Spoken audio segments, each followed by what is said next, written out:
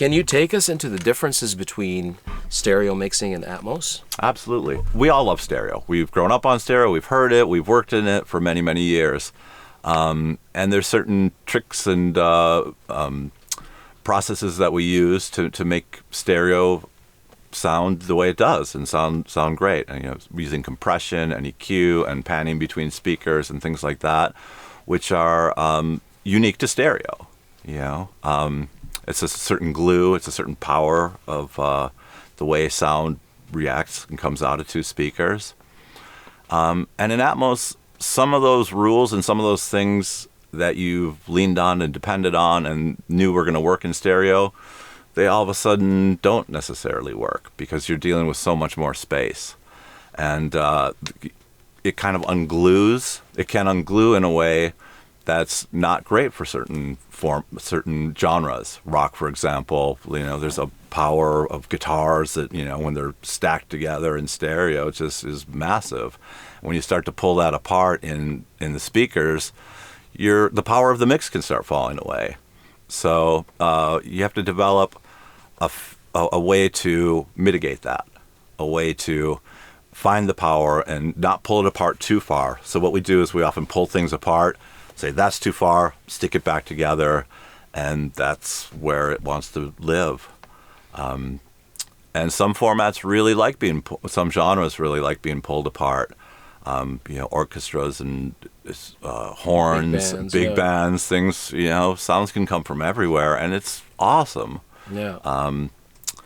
Or maybe something that has been recorded in a big room or something, and that's the best way for it to shine, sort of, and to get that sound, across. Absolutely. A lot of what we do also is create space, with different ambiances, different room mics, different ways of manipulating the space. We're in a home theater sized room right now, but with the right ambiances, we could make it sound like we're in a cathedral, or make it sound like we're in any number of spaces. So that's a really fun thing to get to play with. Is nice. How to present that three-dimensional space and how large and how small it can be. I've been seeing more that labels have really endorsed the idea of doing it, and they've been doing a lot of classic albums. Yes. One of which, or two of which, that you've already done is the Waka and Grand Wazo. Yes. Frank Zappa's masterpieces. Yes. How was it doing that project? Because, there's so many different aspects to Frank's music. And the way it was mixed, the way it was recorded, and all these parts, and like all the details in there, that probably gave you a lot to work with. But then you had to make the choice of, well, how do we approach doing that? Yeah. With that project in particular, Frank's music loves this format. It just loves it because his arrangements are complicated, they're interesting, and there's it's one of those artists that when you pull them apart, it just loves it. And there's stuff in there that you maybe have not even heard in the stereo. So as a fan or as a listener, you get to hear stuff you were not able to key in on earlier, and it just makes it much more compelling, in my opinion. I'm not gonna say much more compelling, but it makes it very compelling.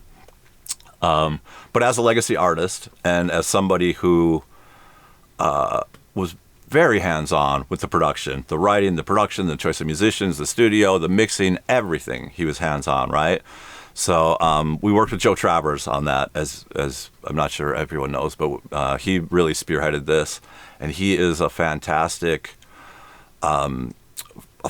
producer, and he knows every little detail of every little thing. So having him as our guiding light was really super helpful, because there's a lot of fans out there who don't, if you break it, it's sacrilege. Yeah. Right? Yeah. Right? And so just getting in and being able to go through with Joe and find out all these little details. I mean, and also to realize the process of Frank's mix. He was involved in the mix. He would do things live in the mix. He would, the mix would change every bar or two bars, or in the middle of a bar, something would pop in, pop out.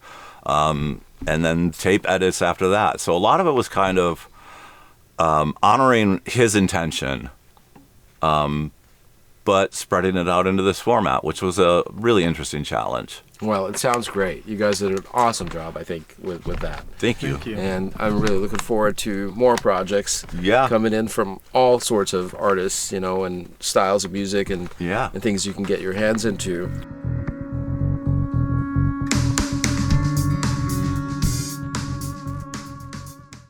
Legacy projects that we all know and love and have heard and grew up on, are different to new projects, in the sense that when you're doing a new project, depending on the artist or the producer, they might say, it might already be mixed in stereo or it might not be mixed in stereo, and we're being asked to do both.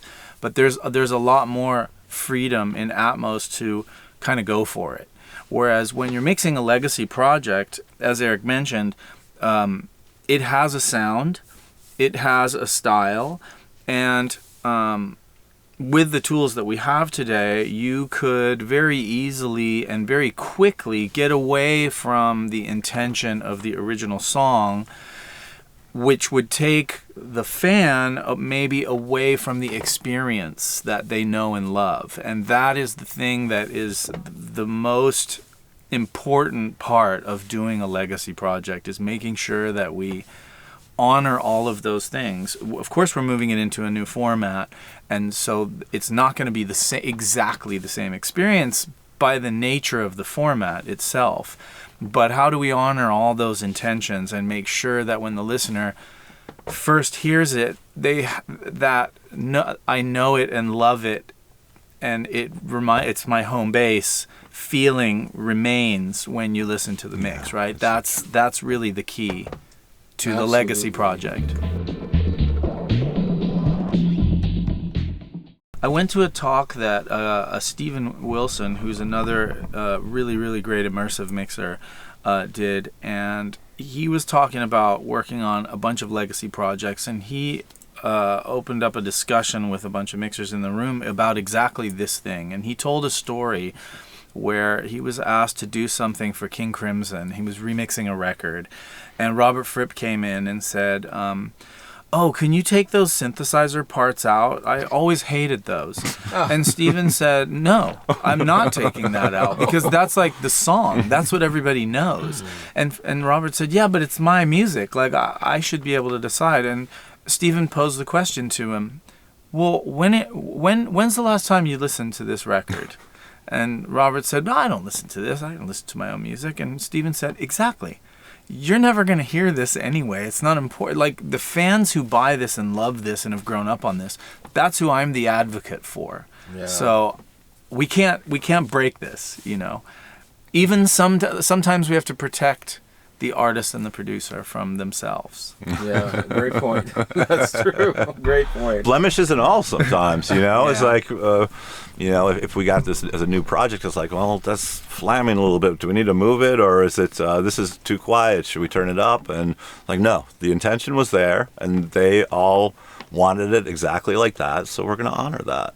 That's so cool. That's a great approach. Yeah.